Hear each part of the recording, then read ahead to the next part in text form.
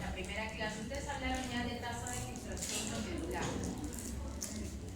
¿verdad? Entonces, cuando hablamos de tasa de filtración glomerular, ustedes vieron que hay sustancias como la creatinina, por ejemplo, o el ácido panamidinúrico que se utiliza para poder hallar la tasa de filtración glomerular, ¿verdad? Entonces, ¿qué quiere decir? Porque esas sustancias van a tener una depuración osmolar que es muy parecido a lo que vamos a encontrar en el plasma, lo que se va a filtrar. Entonces, justamente vamos a hablar sobre ese concepto, para que quede mucho más claro de lo que el doctor Díaz seguramente ya les explicaba. ¿Cuál es la definición de la depuración osmolar? Es el volumen de plasma depurado completamente de solutos osmóticamente activos. ¿Qué quiere decir eso? Que nosotros vamos a tener, ¿no? Vamos a poder eliminar en la orina. Simplemente, en la orina tenemos solutos y tenemos agua, ¿verdad? Ya. Lo que nosotros queremos con esa depuración osmolar es saber si quitando todo el agua, cuántos solutos nos queda. Eso la llamamos concentración osmolar o depuración osmolar, ¿ya? Solamente quitándole el agua a los solutos.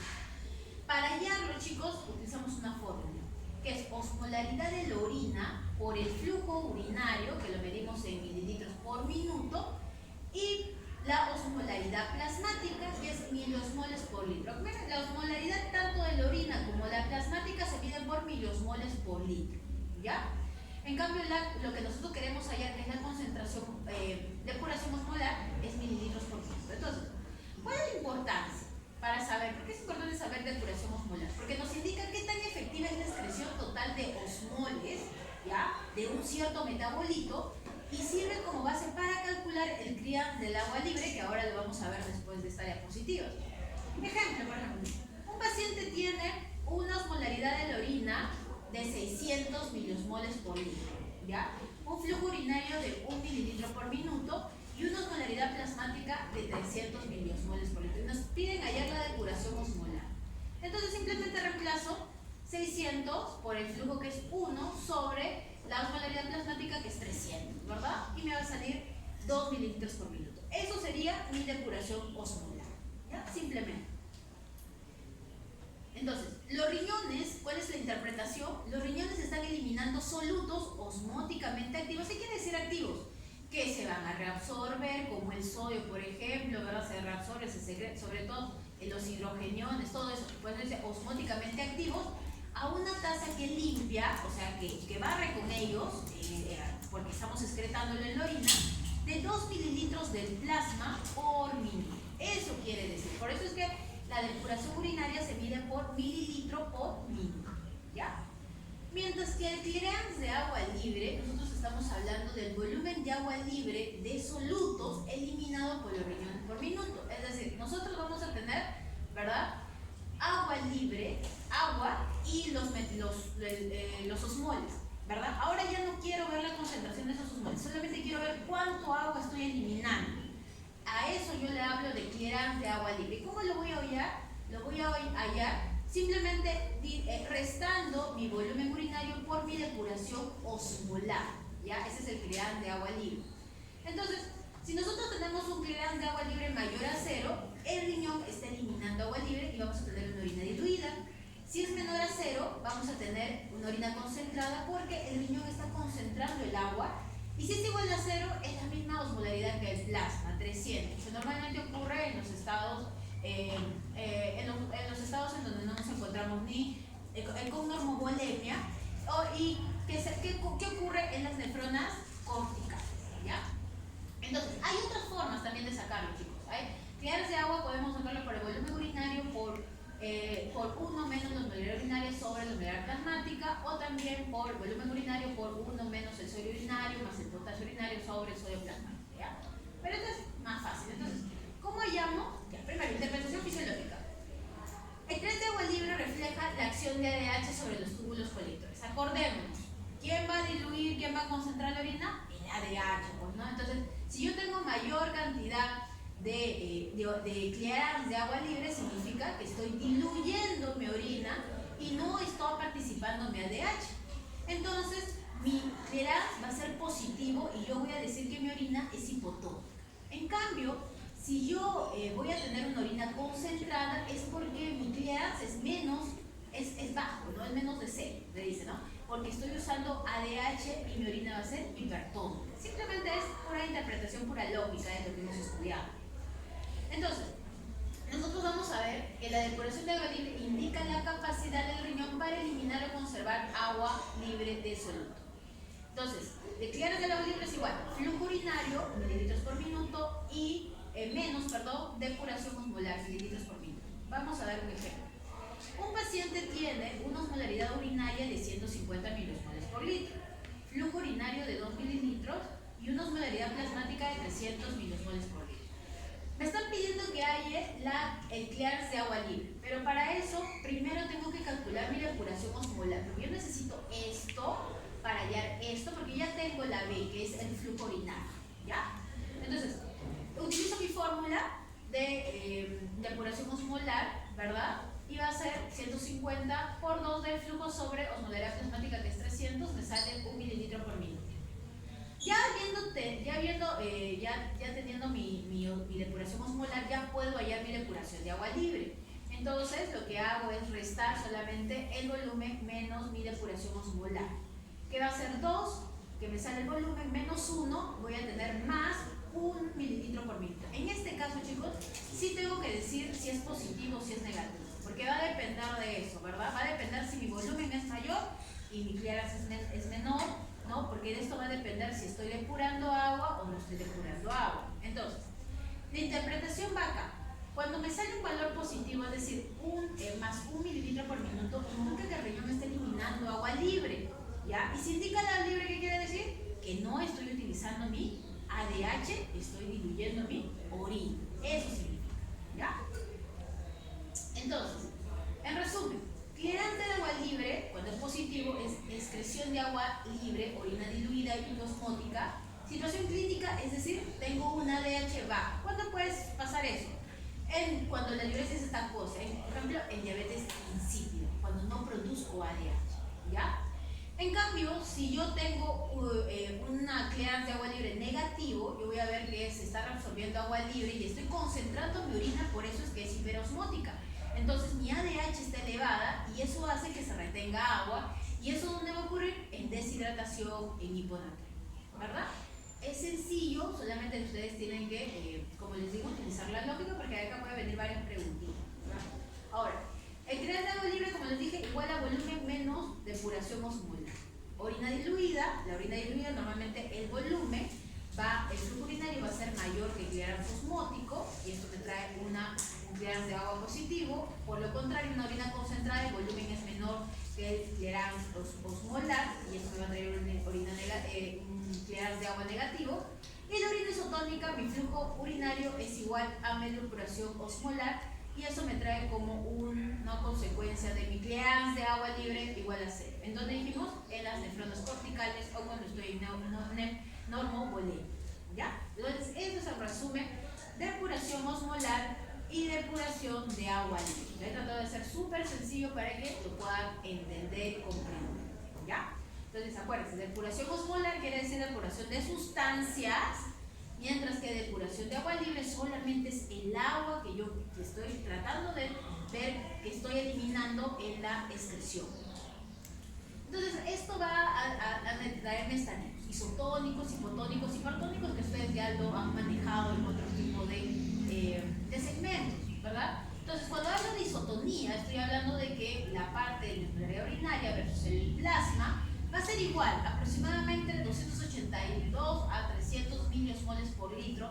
No va a haber acción principalmente del ADH, ¿ya? O hay un poco de ella, y resultado de orina isoosmótica. En el caso de un estado hipotónico, yo voy a tener que la orina urinaria versus la plasmática va a ser menor, o sea, la orina urinaria va a ser menor del plasma, no hay ADH, orina diluida, y en un estado hipertónico, la osmolaridad urinaria es mayor que el plasma, y la acción que vamos a tener es del ADH va a ser alta, y eso va a concentrar mi orina, ¿ya? Nada más, sí, de fácil. Muy bien, entonces ahora vamos a entrar a la última parte, que es el equilibrio ácido-base, ¿ya? Estoy segura que ya estado viendo equilibrio ácido-base, pero vamos a darlo, nosotros vamos a enfocarlo en la parte renal, ¿ya? ¿Por qué? Porque sabemos que nosotros tenemos diferentes sistemas para poder equilibrar la parte ácida y base de nuestro cuerpo. Comenzamos con los buffers, ¿verdad? Luego seguimos la parte pulmonar, la parte de la respiración, y luego tenemos la parte renal, que es la que va a demorar, pero es la más eficaz. Entonces, ahorita lo que nosotros nos vamos a enfocar es en la parte renal. Cómo la parte renal va a equilibrar esa acidez, ¿no? Y esa calinidad que nosotros tenemos en nuestro cuerpo. ¿Ya? Entonces, conceptos básicos. Ácido, toda sustancia que es capaz de ceder protones de hidrógeno. Ahí está. Y una base, toda sustancia que es capaz de aceptar. Entonces, protones de hidrógeno. ¿Por qué necesitamos tener un equilibrio, sobre todo en la parte ácida? Porque nosotros vamos a ser seres que tienden a la acidez. Nosotros estamos en pleno catabolismo y nosotros estamos eliminando hidrogeniones siempre. Entonces, básicamente, lo que nosotros nos va a hacer deficiente va a ser los buffers, ¿ya? Entonces, es por eso que nosotros vamos a tener ciertos mecanismos, ya sea pulmonares, ya sea vasculares, ya sea renales, para poder inhibir esa acidez. Ahora, el pH es el logaritmo negativo, ¿no?, de los hidrógenos. Se define como el logaritmo negativo en base 10 de la concentración de hidrógeno. Y nosotros vamos a ver que mientras más vamos aumentando nuestra cantidad, nuestra concentración de hidrogeniones, vamos haciéndonos más ácidos, o sea, el pH va a ir disminuyendo. Y decimos que el pH está menor de 7.35 a 36, acidemia, y pH mayor de 7.44, alcalemia. Estamos hablando de la parte vascular de la sangre. Estamos hablando de otros líquidos corporales, van a tener otro tipo de pH. Muy bien, entonces, ¿de dónde salen los hidrogeniones? La concentración normal de hidrogeniones en el líquido extracelular es de 40 nanoequivalentes por litro. Entonces eso va a corresponder más o menos un pH de 7.40, ¿ya? Por eso es que concuerda con nuestro pH, con el intervalo de nuestro cuerpo.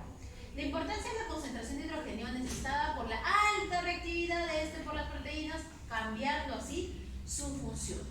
¿Cómo se producen los ácidos? Una pregunta, ¿no? Los ácidos, primero, el principal conducto ácido es el metabolismo celular. ¿De cuál? ¿Quién es? Es el dióxido de carbono, porque eso es lo que produce todas nuestras células. 98% de la carga ácida total lo da el CO2. Segundo, los ácidos potenciales. Por ejemplo, cuando nosotros nos hidratamos, nuestra hidratación va a generar, o sea, del CO2, va a generar ácido carbónico, y luego la enzima anhidrasa carbónica, que va a estar en las células, cataliza la formación a protones y a bicarbonato. Y ahí voy a aumentar mi cantidad de acidez. Entonces, CO2 lo hidrato, me va a quedar ácido carbónico, que es bastante volátil y rápidamente se va a convertir en hidrógeno y en bicarbonato. Tercero, 1 al 2% de la carga ácida, y cuya principal fuente es la catabolismo oxidativo, de los aminoácidos sulfurados de las proteínas. De estos tres lugares, principalmente van a salir la cantidad de ácidos, de protones y hidrogeniones. Aminoácidos, 50 a 100.000 equivalentes por día de protones me va a producir, ¿ya? Entonces, de estas fuentes es donde yo voy a tener ácido. Muy bien. Entonces, el equilibrio ácido básico va más que todo al mantenimiento del pH sanguíneo dentro de este rango. Necesito mantenerlo dentro de este rango. ¿Por qué, doctor, es importante? Porque, chicos, si yo tengo una acidez, si yo bajo de este rango, sobre todo, que es lo que tendemos a hacer, porque aumentamos la cantidad de CO2 y a la vez aumentamos la cantidad de hidrogeniones, yo voy a poder, nuestro cuerpo, nuestras enzimas, tienen un funcionamiento de acuerdo al pH sanguíneo. Para que funcionen nuestras enzimas necesitan una temperatura, un pH adecuado, un pH estable. Si hay una variación de ese pH, nuestras proteínas, nuestras enzimas no van a funcionar y voy a generar una disfunción celular que me va a llevar a una disfunción hística de los tejidos, y me van a llevar a una disfunción orgánica y luego multiorgánica, y el paciente se va a fallecer, pues, ¿no? Entonces, por eso es que cuando le tomamos un agua al paciente y estamos en acidosis, sobre todo en metabolismo, tenemos que tratarlo, porque si no va a comenzar a degradarse, disfuncionar sus órganos, ¿ya? Entonces tenemos en nuestro organismo, en todo momento, están actuando estos dos mecanismos.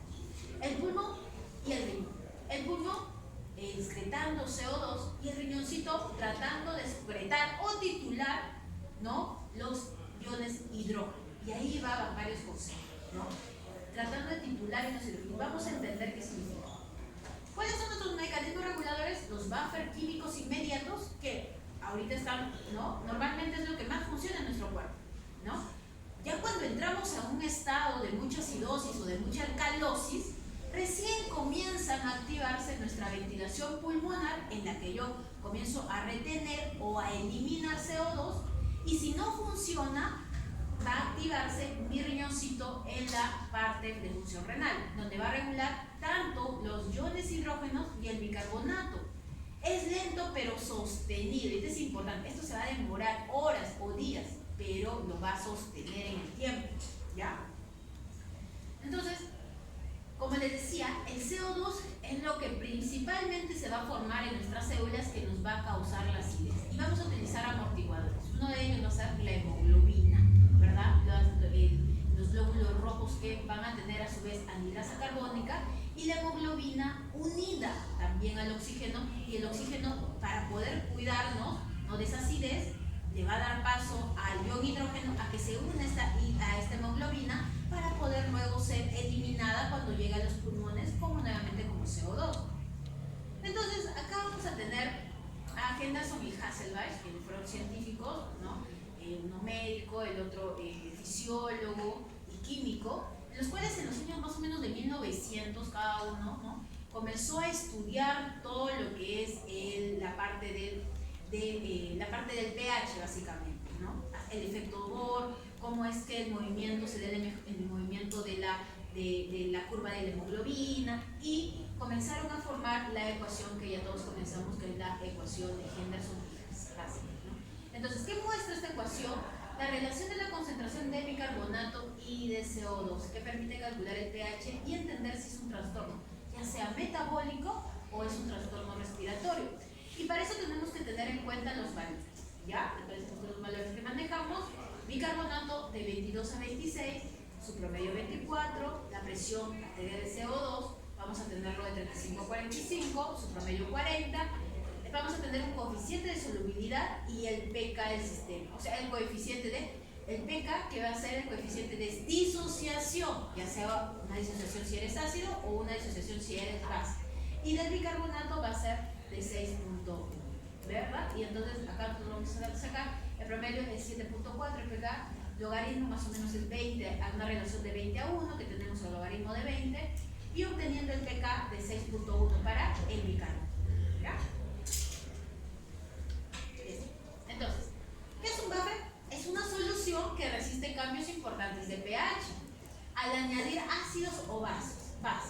Está compuesto por un ácido débil y su base conjugada. Ahora lo vamos a poder observar. Entonces, tenemos varios sistemas buffer, chicos. El principal va a ser el bicarbonato. Este es el principal. Por eso es que nuestro riñón, ¿cómo es que tiene tantos mecanismos para reabsorber bicarbonato, verdad? Localización principal en el plasma extracelular, porque lo reabsorbemos, y va a estar compuesto por ácido carbónico y bicarbonato. El otro buffer, vamos a tener el fosfato, que va a encontrarse básicamente su función en el túbulo renal y también en la parte celular, y vamos a tener el ácido carbónico y el ácido fosfórico, perdón, y el fosfato. En el caso de las proteínas, vamos a tener a la hemoglobina, ¿no?, y la albúmina, que van a ser nuestros buffers intracelulares, y esto está compuesto obviamente, como son proteínas, aminoácidos, grupos carboxilo, ¿verdad? Entonces, ¿qué sucede? ¿Cuál es la función de un buffer? Bien, si yo tengo el agua que está a un pH de 7 y yo le añado un ácido, si no tenemos buffer, el pH va a bajar a 3.2.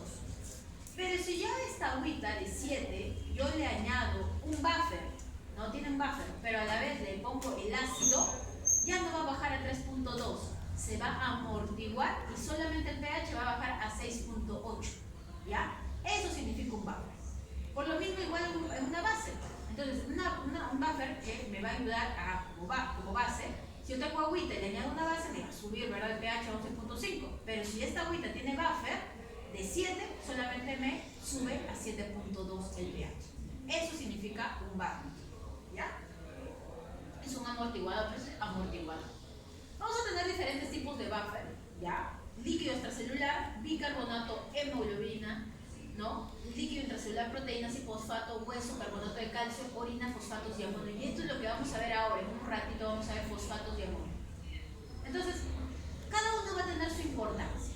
Cada uno va a taponar bicarbonato, ácidos fijos, el hemoglobina, como hemos dicho, el CO2 para formar carboxiemoglobina y luego puede ser eliminada mediante la respiración, las proteínas y los fosfatos dentro de la célula, porque ahí vamos a ir formando tantos protones porque tenemos CO2 y el agua por el metabolismo, ¿verdad? Y van a irlos titulando también ahí. El carbono y el calcio, carbonato de calcio en la parte del huesito y los fosfatos de amonio en el acidez titulable, que lo vamos a ver en un ratito, ¿ya?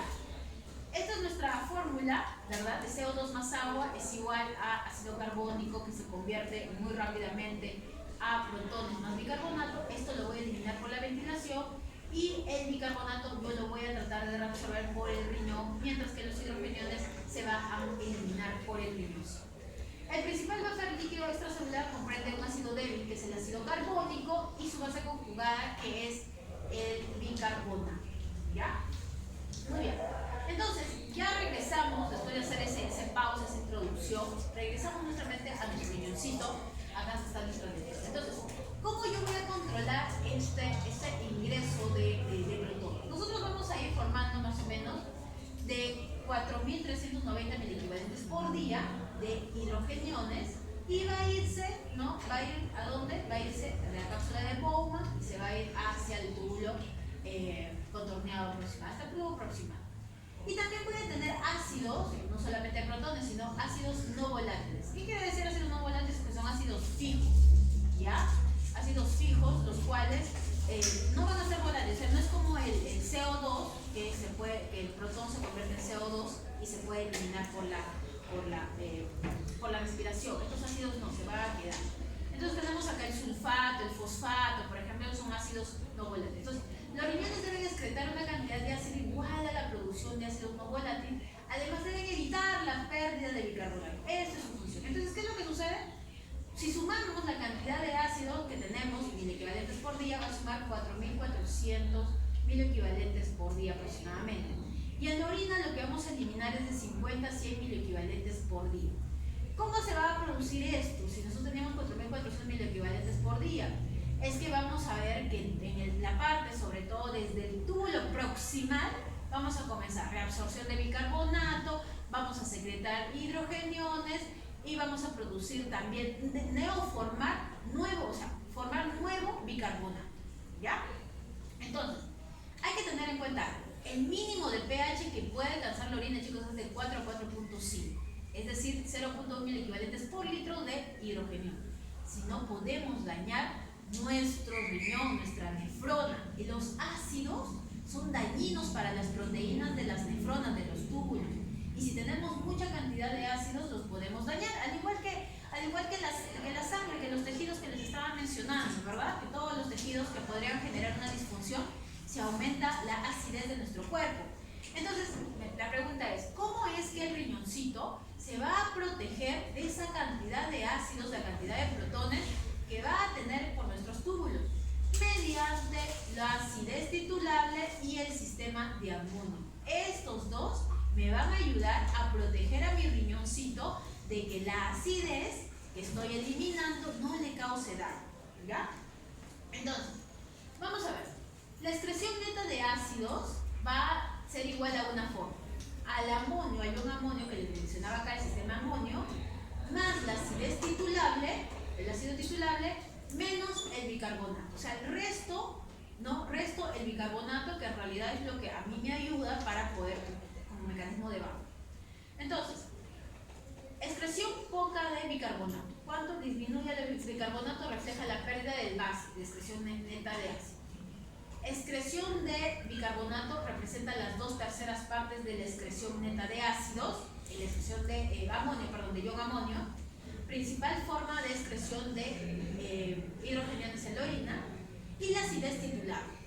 Acá tenemos 1/3 parte de la excreción de los ácidos por la orina. ¿Dónde qué tenemos? Fosfatos, sulfatos, ¿no? Todos estos ácidos en la orina, ¿ya? Entonces, ¿a qué llamamos acidez titulable? Es importante porque vamos a ir hablando de acidez titulable en varias diapositivas ahora. Nosotros vamos a titular un ácido. ¿Qué quiere decir? Un protón se va a unir a un tipo de ion. Por ejemplo, puede ser un fosfato o un sulfato, sobre todo un fosfato. Entonces, cuando yo uno un fosfato con un ion, yo lo puedo titular. ¿Qué quiere decir? Yo lo puedo medir. O sea, yo puedo agarrar mi orina y decir cuántos iones estoy excretando. Ya, no voy a poder medir el hidrógeno como tal. Lo voy a poder medir unido al fosfato. ¿Ya? Ese ion que se unido al fosfato, ese sí puedo medirlo. Por eso se dice ácidos titulables. Y cada vez que yo uno un fósforo a un ion protón, o sea, a un protón, mejor dicho, por ejemplo, con un fosfato, mientras cuando yo empiezo a titular, voy a crear un bicarbonato. A eso se llama neoformación de bicarbonato. Por eso es importante entender ese concepto, ¿ya? Entonces, ¿cuál es la importancia? ¿Cuál es el objetivo de la expresión neta de ácidos o ELENA?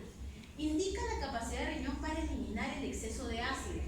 Normalmente va a ser positivo. Vamos a tener un ENA de 50 a 100 mil equivalentes por día en adultos sanos, como les mencioné en la diapositiva anterior, de lo que vamos a eliminar de ácidos, y aumenta en acidosis metabólica. Obviamente, si yo tengo acidosis metabólica, es que yo voy a tener, en mi sangre estoy tendiendo a retener protones. Entonces, para yo poder eliminarlos, tengo que aumentar mi excreción neta de ácidos por el riñoncito. Va a comenzar a trabajar más.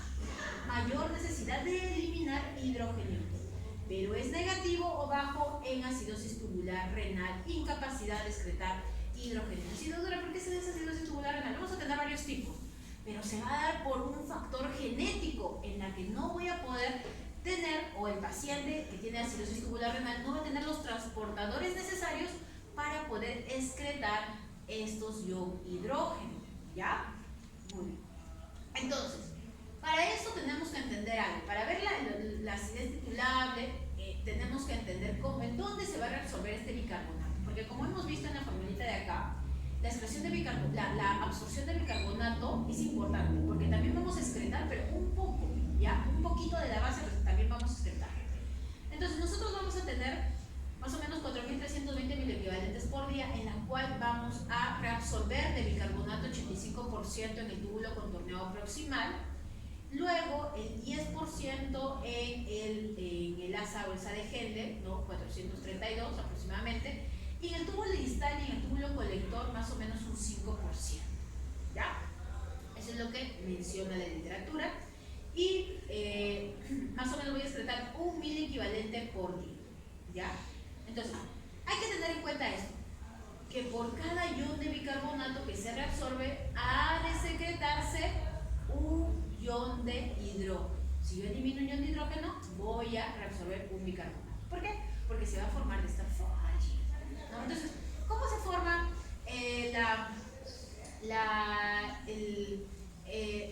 los ácidos? O sea, se puede decir los iones de hidrógeno y el bicarbonato mediante el metabolismo celular. El CO2 más el agua, mediante la anhidrasa carbónica, va a generar hidrógeno y va a generar bicarbonato. Este bicarbonato va a poder ser reabsorbido mediante el cloro, ¿verdad? Por su antiporte con cloro. También vamos a tener una proteína, lo voy a agrandar un poquito para poder verlo. Está el NBC1. Estamos, miren, en el túbulo proximal. ¿Eso qué quiere decir? Que nosotros vamos gracias a esta proteína transportadora, yo voy a poder absorber sodio y voy a poder absorber 3 bicarbonatos, ¿ya? Cuando hay una falla de esta proteína transportadora, nosotros vamos a tener lo que se llama los problemas de acidosis tubulares, ¿ya? Acidosis tubular, porque no voy a poder absorber bicarbonato, ¿ya? ¿Qué más? Nosotros, como les dije, para activar este tipo de transportadores, que son transportadores secundarios, tengo que activarla mediante un transporte primario, que es la bomba de sodio, potasio, PPase. Y los hidrogeniones, a su vez, yo los voy a poder eliminar mediante este de acá, este canal que se llama el NHE3, que es ingreso sodio y elimino hidrógeno. también hay mutaciones de este tipo de transportadores que van a hacer que yo también retenga mayor cantidad de hidrógenos y no pueda ser eliminado, ¿ya? Muy bien. Entonces, cuando yo elimino este hidrógeno, yo, por el bicarbonato que está ingresando para acá, se une y forma ácido carbónico y nuevamente puede ingresar a la célula mediante CO2 y agua. Puede ingresar y volver a generar el circuito para la reabsorción de bicarbonato. Lo que se quiere es la reabsorción de bicarbonato. Y luego vamos a tener el asa de Henle. En el asa de Henle también vamos a ver que existe este tipo de transporte, ya mediante este transportador, ¿verdad? El NBCE1, que también por cada sodio transporta o se reabsorbe 3 bicarbonatos. Y también nosotros vamos a tener acá la reabsorción, que normalmente acá podemos ver la reabsorción que se da es de sodio 2-cloropotasio. Y en el asa de Henle la particularidad es que muchas veces este transportador, para reabsorber bicarbonato, muchas veces reemplaza este potasio por bicarbonato y el bicarbonato también puede ingresar, ¿ya? La otra forma también es, como les mencionaba, es este transportador que es el NHE3, importantísimo para poder eliminar hidrógeno y poder ingresar sodio. ¿Cómo se va a formar? Todo por la anhidrasa carbónica. Ese es en el asa de Henle, que solamente me va a representar, no estoy diciendo solamente porque a comparación de túbulo proximal, pero es en realidad un 10% de mi reabsorción de todo mi bicarbonato. Y por último vamos a tener el túbulo distal y el túbulo colector. En el túbulo distal y el túbulo colector va a tener una particularidad. Acá vamos a ver que existen diferentes células. ¿Se acuerdan que hablábamos de las células principales, que eran las células para la absorción de sodio y agua, en el caso de que tenía receptores para la aldosterona, y teníamos células alfa intercaladas y células beta intercaladas? En este caso, nosotros vamos a ver la célula alfa intercalada, porque yo lo mencioné en la clase pasada. La célula alfa intercalada tiene como función la reabsorción de bicarbonato. En cambio, la célula intercalada beta, o la beta intercalada, su función va a ser la reabsorción de hidrogeniones, y para que se dé ese equilibrio, ¿ya? Sin embargo, lo que más vamos a tener es células alfa intercaladas, porque lo que más queremos eliminar va a ser hidrogeniones, ¿no? Y reabsorber bicarbonato. Entonces acá vamos a tener diferentes u otros tipos de transportadores, como el HA1 para que se reabsorba bicarbonato y se ingrese cloro, pero todo a partir de lo mismo, chicos, a partir del agua con el CO2 que va a formar bicarbonato e hidrógeno. Ahora, ¿qué sucede? Este hidrógeno va a poder salir mediante su bomba de hidrógeno potasio ATPasa y el potasio ingresa. Este hidrógeno queda en la luz tubular. ¿De qué otra forma puede salir? Por simplemente su bomba, que es hidrógeno ATPasa. Cuando les hablé de transporte primario, les hablé de estos dos transportadores también, y que podría botar el hidrógeno, ¿no? desde el espacio intracelular. Este hidrógeno, nosotros vamos a ver que se va a titular. ¿Con qué? ¿O se va a unir con qué? Con el fósforo, con el ion amonio. Y al unirse con el amoníaco, al unirse con el amoníaco me va a traer ion amonio. ¿Y de dónde va a salir esta formación del amonio? De la glutamina. Y vamos a ver cómo se forma la glutamina en un ratito, ¿ya? Entonces, todo va con el metabolismo de intracelular, que va a hacer que este amoníaco se una con este protón y me forme el ion amonio y lo pueda eliminar. Ahora, factores que regulan se puede decir la secreción de iones hidrógeno por la nefrona. Tenemos mecanismos primarios y secundarios. Va a depender. Si hay un aumento en la secreción de hidrógeno y hay una disminución de la secreción de hidrogeniones, ¿no? Entonces, todo eso va a depender. Simplemente, si yo disminuyo mi bicarbonato plasmático, ¿no? O si aumento mi presión arterial, sería un aumento de secreción de hidrogeniones. Y por lo contrario, ¿no? Si disminuyo la secreción de hidrogeniones, porque estoy aumentando mi bicarbonato plasmático, ¿no? Y voy a disminuir el PCO2 arterial. ¿Ya? Esto ya les dejo para que lo puedan leer para entrar a la parte de amortiguadores. En el caso de amortiguadores, quiero que veamos esta parte de acá que van con el fosfato y con el amonio. ¿Por qué? Porque justo les decía, ¿no? Uno de los que van a pertenecer de la acidez titulable va a ser el sistema amortiguador de fosfato. Entonces, el fosfato va a transportar el exceso de hidrógeno en la orina y genera el nuevo bicarbonato. Esto es importante porque esta es la generación o la neogénesis de bicarbonato, entre comillas. ¿Ya? ¿Por qué? Porque cuando yo voy a formar, por ejemplo, bicarbonato, ¿ya? Cuando yo formo bicarbonato a partir del CO2 y del hidrógeno del agua, yo voy a formar protones y bicarbonato, ¿verdad? Ya. Este hidrógeno va a poder salir al espacio tubular y el sodio va a ingresar.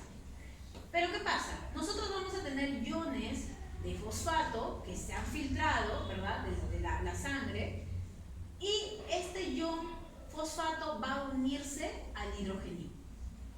Y esto de acá va a traer como consecuencia que esta unión va a traer como consecuencia el ácido fosfórico. Y el ácido fosfórico es lo que yo voy a poder eliminar y eso es lo que voy a poder titular.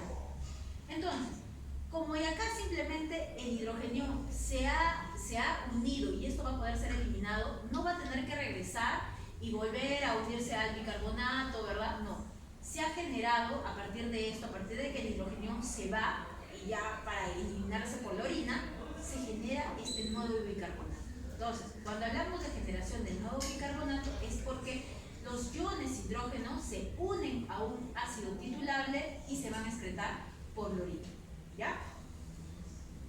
Y la última parte es la de la producción y excreción de amoníaco.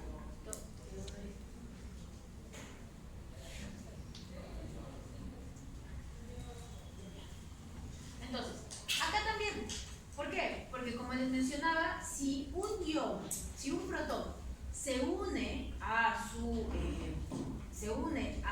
buffer, en este caso va a ser el amoníaco, que me va a generar NH4, ¿no? Me va a generar un nuevo bicarbonato, porque se va ese ion hidrógeno y me deja libre al bicarbonato. Ese bicarbonato no se va a unir con nadie, con ningún otro hidrógeno, y va a poder ser reabsorbido mediante, ¿no?, su reabsorción con cloro, por ejemplo, hacia la sangre. ¿Ya? ¿Cómo se va a generar? Normalmente se va a poder formar acá en el túbulo contorneado proximal. ¿Por qué? En el túbulo contorneado proximal, chicos, no sé si ustedes recuerdan, seguramente que sí, el riñón, una de sus funciones es la gluconeogénesis, ¿verdad? Y para realizar la nucleoneogénesis, nosotros vamos a necesitar de aminoácidos, y uno de los aminoácidos va a ser la glutamina. En todo el estado de glutamina, donde forma glutamato, ¿verdad?, va a también generar amoníaco, ¿ya? Y ese amoníaco va a poder ser, se puede decir, va a poder ser reabsorbido al líquido intersticial, ¿ya? Al líquido intersticial, pero luego va a nuevamente ingresar acá, al líquido, a la parte, al túbulo. O sea, ya no se queda en la parte del intersticio, sino se va al túbulo. Y al entrar al túbulo, porque está en el intersticio, ¿verdad? Se quedó en el intersticio, y al estar en el túbulo colector sobre todo, nosotros vamos a ver que va a ir pasando, ¿no?, el amoníaco, y acá es donde se va a generar eso, ¿no? Nuevamente en el túbulo colector se va a generar un ion hidrógeno y un ion bicarbonato. Y este hidrógeno va a salir y se va a encontrar con este ion amonio, bueno, con este amoníaco en realidad que está pasando por acá, y se va a convertir en ion amonio. Este ion amonio es lo que vamos a eliminar por la orina, y este nuevo bicarbonato que se ha generado va a ser reabsorbido. ¿Ya?